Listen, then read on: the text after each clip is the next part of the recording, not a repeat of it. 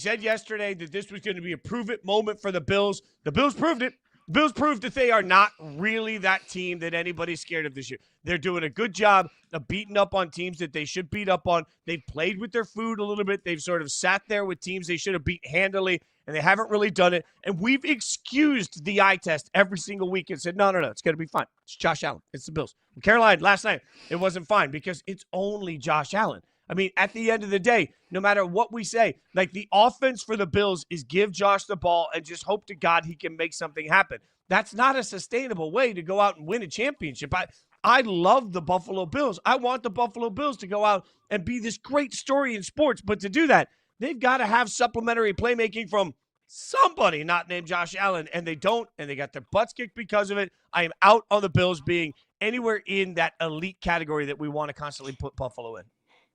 And you bring up the term playing with their food. And that's what I've been saying about the Bills. So look, you have a light schedule. I get it. Sometimes it's easy to take your foot off the gas, but quit playing with your food. And maybe last night we learned that's not what they were doing. Maybe that's just who they are. Maybe that's just who Buffalo is.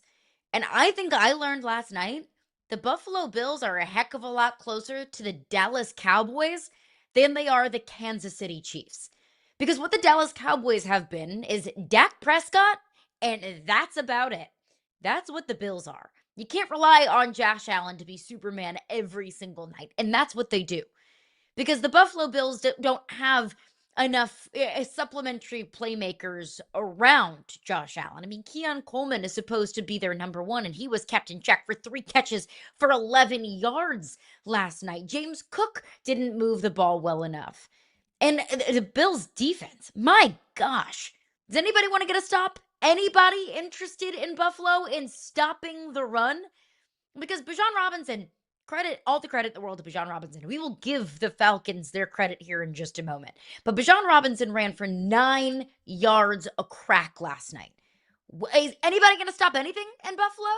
So that's what Buffalo is. They're the Dallas Cowboys, a team with a quarterback that is playing at an elite level and nothing else. The expectation in Buffalo this year was Super Bowl. Not AFC Championship game, not making the playoffs, not winning the AFC East. The expectation, rightfully so, was Super Bowl. This team is not a Super Bowl contender. We'll see him in January because Josh Allen will make some thrilling plays and Josh Allen will do Josh Allen things. The Bills with their schedule will win enough games to be represented in January. But this team is not a Super Bowl contender. No, 100%. When I say I'm out, fine. You're going to beat up on a bunch of bad teams. You're going to go to the playoffs. Cool.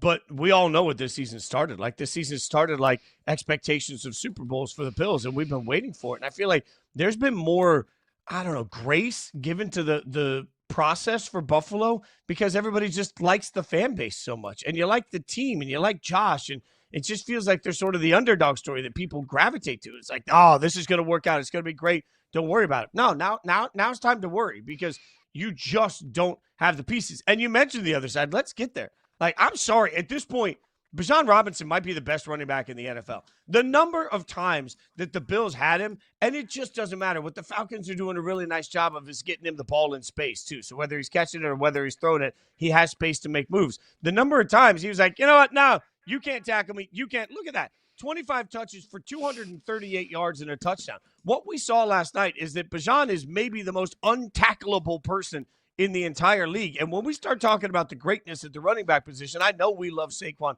I know we love Derrick Henry. I know that James Taylor's having a great year. And these are all great players, great running backs. You want to talk about somebody that just scares the you-know-what out of me every single time they touch the football? It's Bijan. Bijan, I think if he's not the best, at the very least, he's the scariest running back in the entire NFL, and he played like it last night. I mean, I'm looking at Bijan Robinson, what he did last night at Drake London, 10 catches, 158 yards, and a touchdown. Bijan Robinson and Drake London look like the next great running back wide receiver duo. It reminds me of Derrick Henry and A.J. Brown in Tennessee, Michael Thomas and Alvin Kamara in New Orleans, or what we're seeing right now in Detroit with the running back duo in Amon-Ra St. Brown. Like these great offensive weapons that we have seen in recent history in the NFL, like that is Bijan Robinson and Drake London. And that's not anything new to Atlanta, but all Atlanta has been missing over the last couple of seasons has been a competent quarterback to be able to let those two shine. Those two, Drake London and Bijan Robinson, who I think we need to start talking about in the elite category in their respective positions. What Michael Penix Jr. needs to do is take care of the football and put the ball in the hands of those two. And that's exactly what they did last night. If that's what they do offensively, and their defense continues to be a top 5 unit in the NFL, which they've quietly been, the Falcons are allowing fewer yards per game than any other team in the National Football League. Quietly. We're not talking about that enough. They got after Josh Allen last night. The pass rush was relentless last night. Josh Allen was under duress all last night. The secondary was fantastic. Like I mentioned, held those receivers in check for a majority of the game last night. So if Drake London and Bijan Robinson continue to do what we saw last night, and the defense plays at an incredibly high level, like why not the Falcons? Why can't the Falcons potentially be a playoff team? Yeah, especially in an NFC South where they're going to have the opportunity to feast too. And all of this is happening while Michael Penix Jr. is out here developing. Like that's just we're watching the quarterback get better and better and better every single week while he has all of these weapons around him and he's doing a great job of getting to those weapons. It's the perfect environment to develop. Yeah. Kudos. Like I can't do the thing as well as Harry Douglas. I never would pretend to, but man, you need to be doing it right now. Atlanta should be absolutely. Yeah, no, I should never do that again. That's a fact. I'll work on that. Maybe doing that for the first time ever on air wasn't the best decision. Yeah. In the future, I'll just get Harry to send us the thing, and we'll just play his version. I'm gonna stop doing it now. Let's get to the other Monday night game. The Bears beat the Commanders 25-24 in a game that, frankly, this was a weird back and forth game. Came down to the very end. The Commanders had the ball with the opportunity to really put the game on ice, try and put it away. And instead they fumble in wet, mucky conditions. The Bears get that fumble with about 3 minutes to go. They go down the field and they get the game-winning kick. And Caroline, this is why all summer we spent the summer yelling Washington was going to regress. Remember, a year ago, right now, it was basically a year ago. It was late October. These same two teams played, and it was the Hail Mary, where one of the Bears players just walked off the field, and the Hail Mary was completed. Washington gets a win. Chicago didn't win another game for the rest of the season. Washington went on a run. It was a transformative moment in the season for both teams. You flash forward to what we saw last night, and I thought the same sort of thing was going to happen. This is the sort of game that Washington won all year last year, but not this year. Not this year. This year, Chicago was able to make the play. And I think that's part of what we have to remember in the progression of whatever Washington is. Washington's 3-3. And it feels like one week they're great and the next week they're bad. Well, that's probably has a lot to do with where we came into this season. I feel like last night was the sort of game they won last year. It's the sort of game they're losing this year. And it's why most of us expected Washington to be a little bit lesser this year than they were last season. And I would say the same thing about the Bears. This is a game that feels like the Bears typically lose. That it comes down to the kicker, Jake Moody, and gross rainy conditions. It feels like that's typically, a game that the Bears are going to lose. Like it doesn't feel like that big 15-yard run from DeAndre Swift to make it a much more manageable field goal. A 38-yarder is one that an NFL kicker should hit in their sleep.